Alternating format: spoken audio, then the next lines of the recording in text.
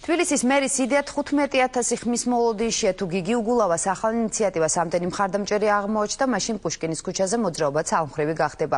გზის მეორე ნახევარი კიდე დაქალაქის ახლად აღმოჩენილ გალავას დაეთმობა.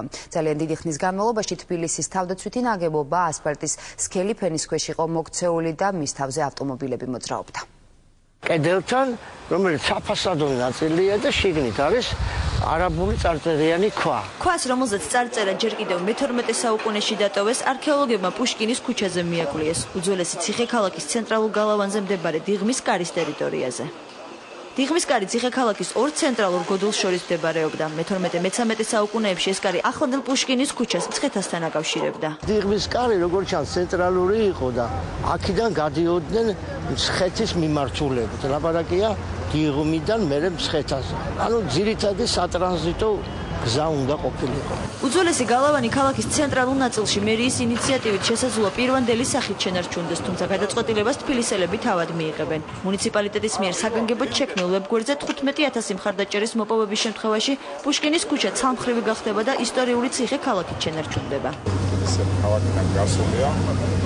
ეს იმდენად მნიშვნელოვანი საკითხია ჩვენი ქალაქისთვის, რომ დაინტერესდება, ნახავს და შემდეგ თავის მოსაზრებას დატოვებს. ჩვენ გვაქვს შესაძლებლობა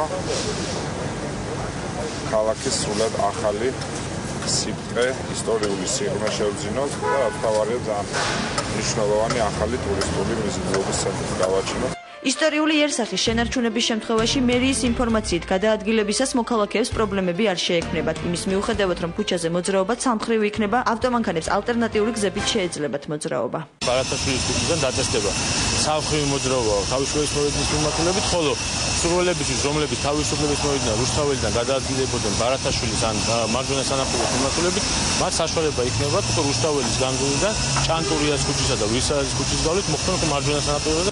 პუშკინის ქუჩაზე არქეოლოგიური გათხრების შედეგად გოდოლებში სხვადასხვა პერიოდის თიხისა და მინის ნაკეთობები აღმოჩნდა. მეცნიერების ვარაუდით მე-13 საუკუნეში ამ ადგილას მინის გადამამუშავებელი ქარხანაც უნდა ყოფილიყო. რაც აღმოჩენილი არის ამ გათხრების დროს, არის ძირითადად თბილისური ნაწარმი, კერამიკაც და მინაც. ესენი ყველაფერი ადგილობრივი ნაწარმი უნდა იყოს.